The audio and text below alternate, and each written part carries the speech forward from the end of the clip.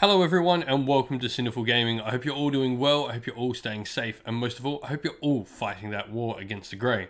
Today we have a Start Collecting Age of Sigmar 3rd edition video for you, and today we're going to be looking at the Start Collecting box for the Blades of Khorne, called the Khorne Bloodbound Goreblade Warband. Now, isn't that a mouthful of a box set? So a little bit of history before we get into this. This box set was actually the half of the first Warhammer Age of Sigmar box set that was the Khorne side. So it's got a lot of history, some really old, cool models in this. I mean, most of the models in this, I think it sounds strange to me to say, are about 5 going on 6 years old next year. That's really old for some models, but they look amazing nonetheless. It's just cool to remember where this box set came from. But with that out of the way, let's get talking about what exactly is in the box set and what it can bring to the table for us. So for starters, we've got a Mighty Lord of Khorne model. Now, this can also be used as the named character Khorgus Khul if you want to. And so we're going to be looking at doing this box set around a subfaction in our little sample army list later using his Gore-tied subfaction, so you can build towards that if that's something you're looking to do. Anyway, Mighty Lord of Khorne, what exactly does he bring? So he's a pretty good combat hero. He's got a 3-up save, which is really nice in the new edition. It's 6 wounds, nice, meaning, you know, the d6 damage stuff, it needs to actually roll the 6 to kill him. And also, I think his best thing is the whole Axe of Khorne, that reality splitting axe of his, where if he does some wounds to a model, he can roll the dice, and on a 5+, that model is slain. So pretty darn cool. He's got some cool command abilities. One of his is give out reroll charge for friendly Khorne units whole within a 16-inch of him.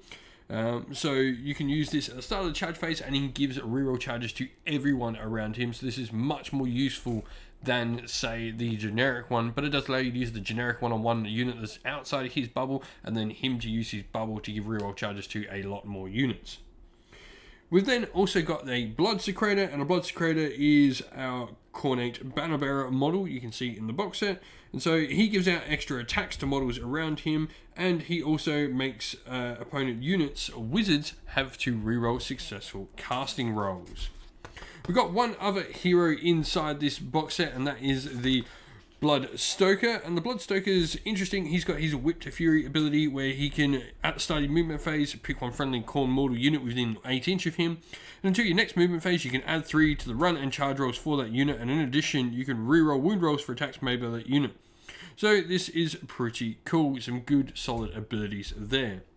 Looking into the units inside the box set, and so for starters we have the Khorgrath. Khorgrath's a really cool looking model. We're still waiting on an actual kit, so at current this is the only way you can get a few models in this box set. The Khorgrath and the characters only come in this box set, or a couple of other little ways, but nothing too easy to get them outside of this box set.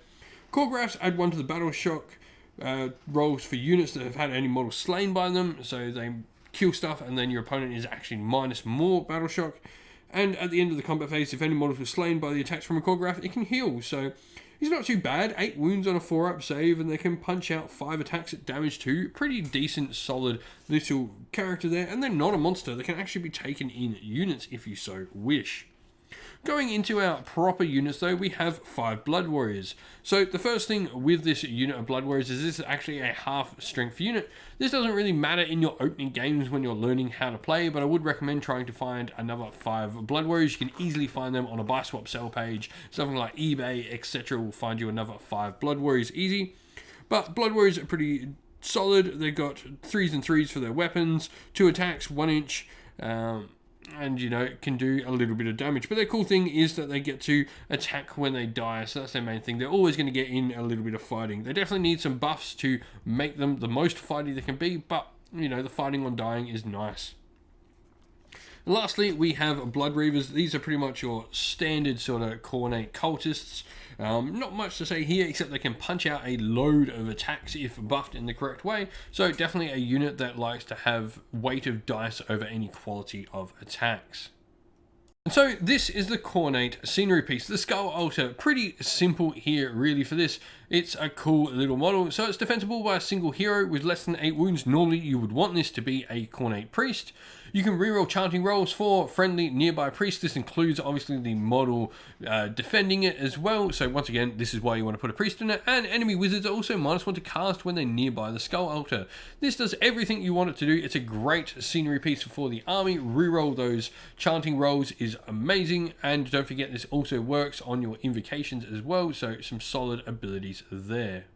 So looking at the endless spells, or rather the endless invocations. So Khorne are one of the armies that has a endless spell counterpart. Like many of the armies that use prayers a lot more than casters, Khorne has these things called invocations. Now for starters, all the invocations here listed do move. They all move 8 inch and they all count as having the fly keyword.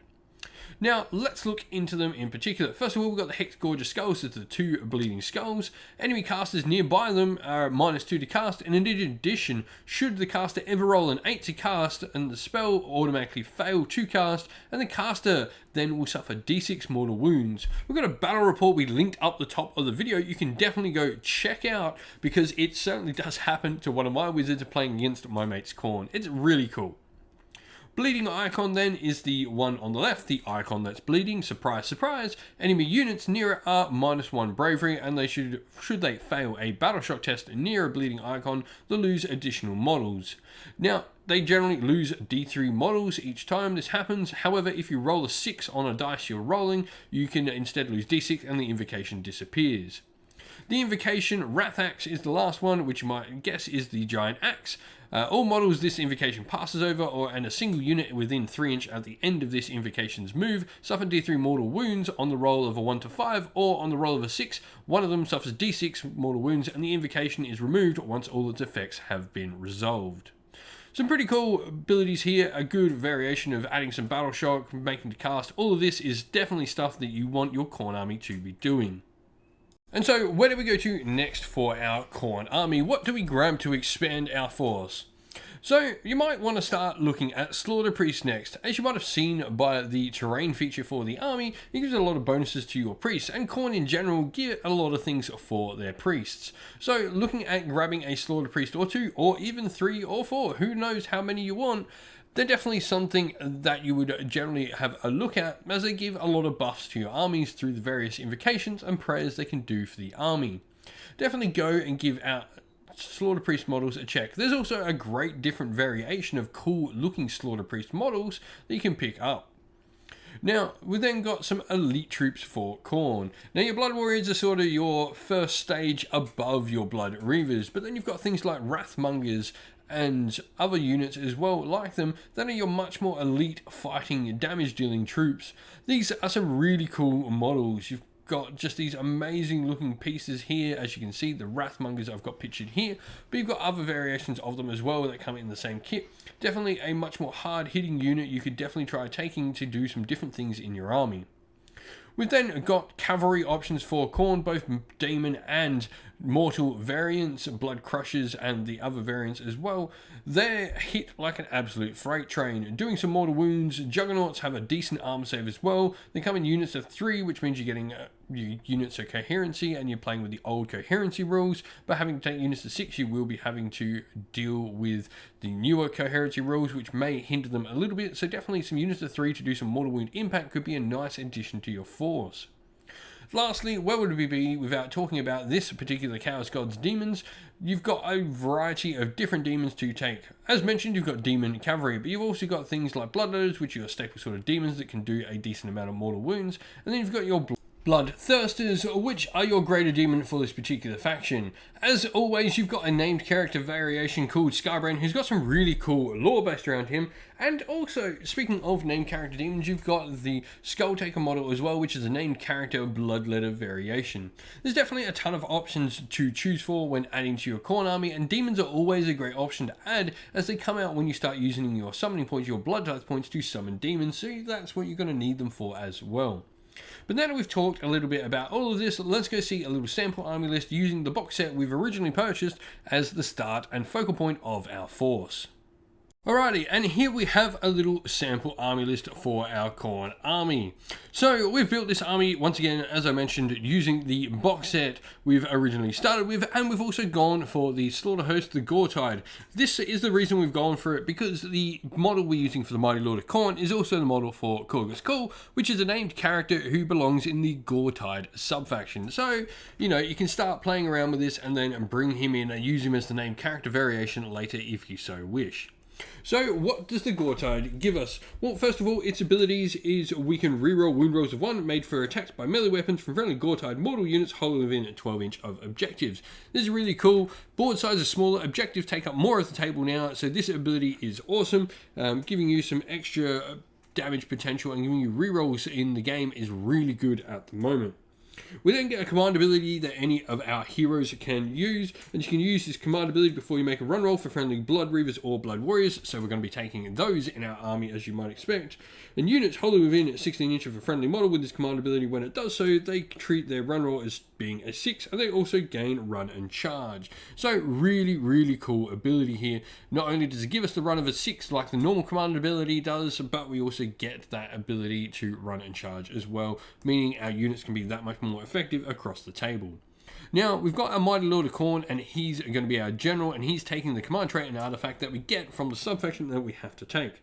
So first of all, Hew the Foe is his command trait. We can add one to the damage characteristic of his melee weapons. So this is all of them, pretty darn sweet.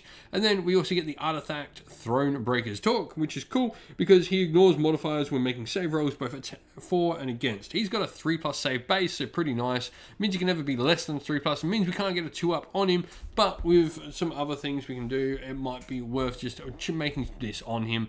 Keeps him alive that much easier. Then got our Blood Secretor in the army. We've chosen that one over the Bloodstoker in this case, though. You could definitely try both versions of the other hero if you want, and a 750.4, so you can only have 2. This is why we've gone for the ones we have. But then Battle Line, 20 Blood Reavers and 10 Blood Warriors. Getting those extra models to make our units that little bit more punchy is definitely the thing I first recommend doing. And then we've got the Khorgrath in there as well, just because he's an awesome, sweet looking model, and he bulks up our points to 750. The entire army is 1 drop, fills out into a single battle regiment, and then we've also gone for the Triumph and the Grand Strategy here. So the Grand Strategy, I've gone for Vendetta because I think this just plays into how the army wants to play. I think it'll be a ton of fun and you'll have loads of fun in your games. Maybe not the most competitive choice by far, but Vendetta, trying to shove people in that giant axe that your Mighty Lord of Khorne has, is going to be fun to play. Inspired is +1 a wound, really cool, always going to get the most out of this, although Bloodthirsty is definitely always another good shout. The ability to get rerolls to charges, but I don't think we really need that considering our general has the ability to get an aura reroll to charge ability. So with that, let us know what you think of it. What do you think of Khorne in Age of Sigmar 3.0? What are you doing if you've just picked up this Star Collecting box, or what would you do with it if you are a Khorne player already? Let us know in the comments below. Well, thank you all for watching the video. We hope you enjoyed it. If you did, please don't forget to leave a like and subscribe to the channel. And if you'd like to come chat more with me and other members of our fun little community here at Sinful Gaming, you can do so by following the link in the description of the video to our Discord server. We're always on there. There's always someone chatting. You can go on there and have a good time. Next up, if you'd like to help support the channel in another way, you can do so by following one of the links to Patreon, YouTube members, or following a link to our merch store on Teespring and grabbing some merch to help support the channel in that way. But also, we'd like to give a shout out to everyone who helps support the channel via Patreon and YouTube members. So first of all, a big thank you to our Patreon members, Christian Weir, James, Soren, Chaos Spawn, AJC, Kenny Lull, Outer and Shop First, James Crowder, Andrew Bowen, Nathan Fee, Tim Newman, The Rising Ape, Cure Dynamic, Agu, Anthony B, MJ, and Dynat226. And a special thank you as well to our YouTube members, Green Roots Gaming, Kenton Young, Steve T, The Real Zeop, Chris Wallace, Turai12, Vinny, Lock Lorick, Matt Mollum, Becca Kinska Groupie, The Johnny84, and El Mapache. I'd also like to give a special shout out to Lady Witchfox Art, first of all, who does all the amazing artwork you see on the channel, and also to Xmorphic, who does an amazing job of running the Discord server and doing all the background work there for us. Thank you all for watching once again though. Stay safe everyone, stay well, and most of all, keep fighting that war against the Grey. Ciao for now.